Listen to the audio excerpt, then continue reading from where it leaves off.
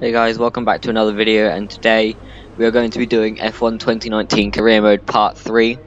This is for the Chinese Grand Prix.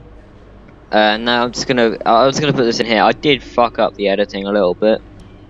I accidentally deleted the start of the race, so we don't have the start of the race, but we have everything from then on. So that's my mistake. I don't have the original recording anymore, so I can't put the start in, so there's nothing I can do from that. But yeah, as you can see, this is from Bahrain. We're just checking our upgrades. We're gonna, and yeah, we're checking our upgrades, checking our contracts, everything, and we're gonna move straight on into the Chinese GP weekend. Now we've got we didn't get points out in Bahrain. We got points in Australia. I believe we got P7 in Australia, so we got best of the rest. And yeah, so that was pretty decent. I think in Bahrain we had an incident with, I think, Lucas Weber at turn 4, but we came back to P11, no points, but still a good drive. But yeah, hopefully in China we can maybe rack up a few more points to, I don't know, towards our well, I guess championship challenge. I guess we're not going to win the championship in season 1. It's impossible, especially in the Toro Rosso. If it was in a Mercedes or Ferrari or something like that, then it would be possible. But there you see our developments. Our engine upgrade has failed, which is the one that I wanted the most, because our engine is terrible in this car. So yeah, so we need to get as many engine upgrades as possible. That's what I'm aiming to do. As I'm mainly going to focus on the engine. But anyway, we're going to go into practice now. And we had quite a big crash here. We practiced, lost the back end out of the final corner, got on the curb, and that just launched our car into the air, which was quite spectacular. But it's all good. It's just one crash. You can see we're going to get the off-board shot here. So lose it over the curb, and then we sort of fishtail, and then our car just launches into the air like a fucking torpedo. So yeah, and we're gonna get a view from Stroll, who was behind us. You can see our car just launching into the air, which is interesting to see, to say the least. But anyway, I believe we're gonna go on to qualifying now. Welcome to Shanghai, China, for what I've no doubt is going to be a fantastic F1 qualifying session. The competition is certainly heating up as we head into today's qualifying. Some impressive times showing up during the previous practice sessions. Anthony Davidson, do you think we can expect a similar level of skill to be showcased during today's qualifier? Well, I certainly hope so. The competition here is extremely tight, and I think we might see some very close times today. Remember, practice isn't just about fastest lap times though, it's about optimization, it's about ratifying your decisions. No one's going to be sweating small mistakes here and there, but in qualifying that all changes. You need to nail that perfect lap or face the consequences, and believe me, that's a lot of pressure.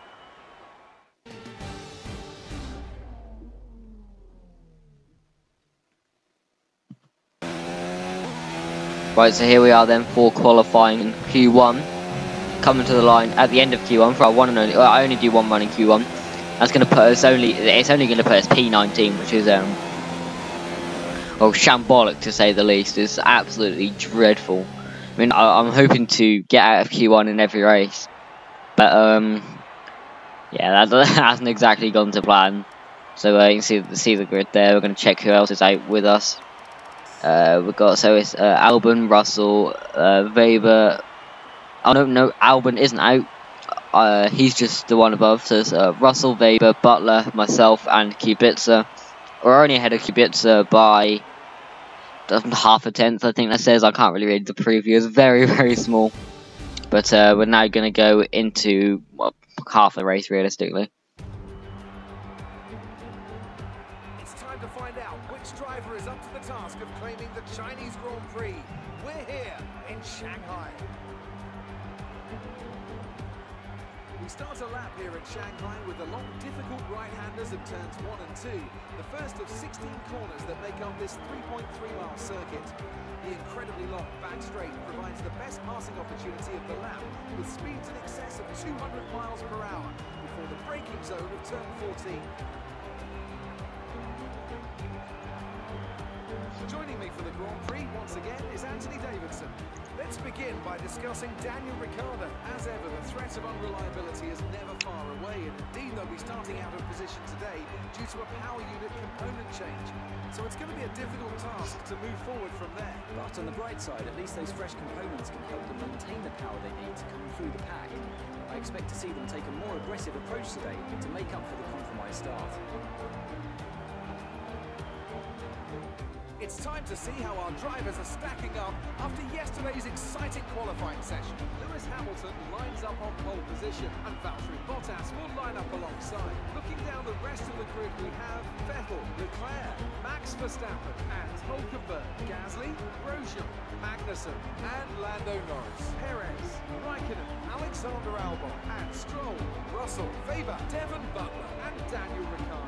They'll be starting further back after an earlier grid penalty. Crofty and Robert Kubica takes the last spot on the grid. And now it's time to head down to the track. Alright, so there was the opening sequence, and obviously no start, which is unfortunate, but we've got up from P19 to P13 in the first few corners, and we're now looking at P12 in Kimi Räikkönen. We're trying to have a look up the inside. We're going to move to the outside, try and go around the outside of him at the hairpin, turn 14 I think it is. Yeah, that doesn't come to anything. We're going to try and have a look up the inside into the final corner, but we can't get it done there. Lewis Hamilton says the fastest lap of the race, but now moving on to lap 3, we're going to try and get a good run out of turns 12 and out of turns 12 and 13. I can't speak, but we're going to have Rich Mix overtake Slipstream and DRS on Räikkönen. We're going to move to the inside. We're going to absolutely fly past the Iceman there on the straight, and next up is Sergio Perez. Hopefully we can get past him. Hopefully we can catch him and get past him fairly soon. We don't have any DRS, but I think he's getting held up by maybe the car in front, if there's anyone. There isn't. But we're going to have a little look up the inside. No, we're not going to go for the move there. But hopefully we're going to get it done maybe on the main DRS straight. Or on the main straight. Hopefully we can get it up, maybe go around the outside of into turn 1, but we're using less ERS and less fuel because we haven't got too much of it to play with, but we've got DRS and Slipstream. We're going to move to the inside of Perez, and we're going to sweep up the inside and take the position, but we've actually gone a little bit wider. Perez is going to try and take a look back up the inside of us. He gives us a little bit of a tap there. I mean, I may have squeezed him a little bit, but it's all good. It's hard racing, and that was our position for on lap 11. Now we're coming into the pits on the end of lap 13. I think well no, we're not going to come out last because there's a few people pitting behind us I believe, but we're going to come out like 15th or something like that, 14th. Our team getting a pretty good pit stop there, getting out before the Williams, 2.4 second stop, that's very good from our team there. And we're now going to rejoin in 14th place behind Kevin Magnussen, but now he's got ahead of our teammate Albon. Ran a little bit wide out of the final corner, but there's some people pitting here, so we're going to gain a few positions. We're going to go up from P14 all the way up into P11, and next up is Lando Norris on lap 15. Hopefully we can catch him. He's just in front of us. We did catch him on the end of lap 18. We're going to get DRS. We're actually negative in fuel, but we're using as much of our ERS as we can. We're going to go up the inside into turn 1. We're going to push him a little bit wide. He's going to try and get the car back off on us, but we're going to defend that, and we're going to sweep through turns 2, 3 and 4. And that is us up into P9. We were up into P10 because I think someone pitted, but now on lap 20, or gone on to lap 24. I believe a couple more people have just pitted, but now we've got Gasly up our inside. I didn't actually realise he was up our inside, so he just dive bombs me. I didn't even realise, and I just turned in, but Gasly is up our inside, or he's now on our outside, but we defend the position from him. There's a yellow flag behind us. I believe someone's retired. I think it may be a Williams. No, it's not. It's Lucas Weber, our old F2 teammate in the, I can't remember what car he's in, Alpha I think he's in, has retired from the race. But now coming on to the final lap, we've got Gasly right behind us. He's got DRS. He's probably using Rich Mix and overtake. I'm using standard mix and overtake. We're pushing him all the way to the inside of the track.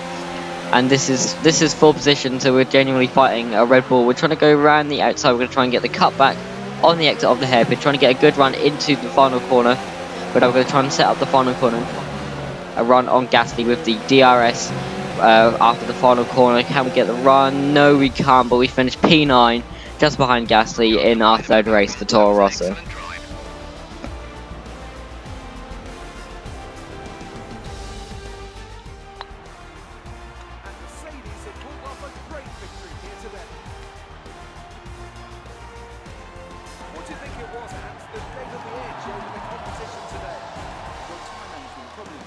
large role in the outcome of this one. As ever, it's not just about speed, it's all about maintaining that speed consistently over a stint, over a race distance. So being able to keep up the lap times while still being smooth on the controls and gentle on the tyres, that's really where the race was won today. After an excellent performance at the Grand Prix, I'm sure there'll be plenty of celebrations tonight amongst the Mercedes team, and they certainly deserve it.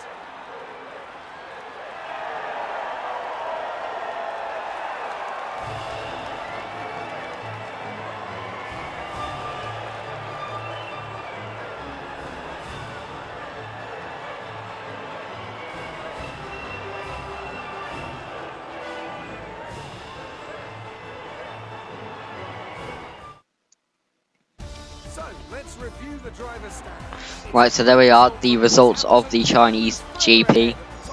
We finished P9, but we got Lewis Hamilton, Bottas, Leclerc, Vettel, Verstappen, Hülkenberg, Magnussen, Gasly, myself, and Norris. We're all in the top 10. We all get points. I don't actually know who got fastest lap. Probably Hamilton because he won the race. But yeah, we're just having a look at the driver standings and the constructor standings. We are in P6 for the constructors. I don't know where we are for the drivers. But yeah, that was a pretty decent race from us. But yeah, so getting up from almost last place to up to P9 is pretty good. But now Claire wants to talk to us. Not a good race for Lucas. How do you think he'll be feeling about not finishing?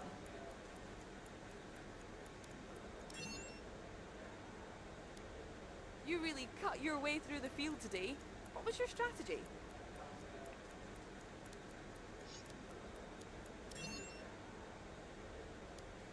Your team must be ecstatic with how you're performing.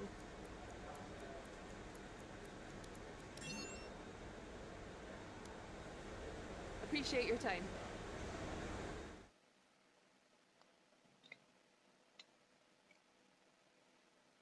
Right, so that was our another interview with Claire, and just talking about some of the things that happened during the race and that's happened over the course of this season. But I think that now we're going to go and get all of our resource points and check on our rivalries and everything. And yeah, we're leading the rivalry with or against our team, and we're leading the rivalry against Lance Stroll. And yeah, we're going to go get our resource points, our reputation, and everything. We're going to get a couple of upgrades on our car. There's an event happening, but I can't be bothered to build that. But we've got a couple of interview transcripts there from Weber and Butler, our old teammate and rival from F2 respectively. Our teammate and rival, I guess they're both rivals, but yeah, I'm just taking a minute to taking a very long time to read it. I don't know what I'm willing to read all of it, but yeah, I think we're gonna probably go get a couple of upgrades. Hopefully some engine upgrades, which is definitely needed because our car is, well, once again I've said it quite a lot, our car is terrible in a straight line, so we need to go get some engine upgrades and probably some drag reduction upgrades, and maybe make our car a little bit lighter as well, and yeah, we'll be faster. I don't know why am I taking so long to read all this, but yeah. So here we are. We're gonna go to the R&D tree. We're gonna go get the engine upgrade that failed on us last time. We're gonna go get the we're not able to develop that part because we don't have simultaneous development. We're gonna go get a major chassis upgrade.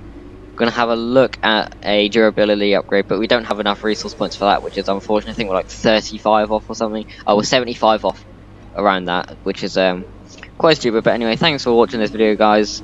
Subscribe if you're new, like the video, and I'll see you guys in the next one. Goodbye.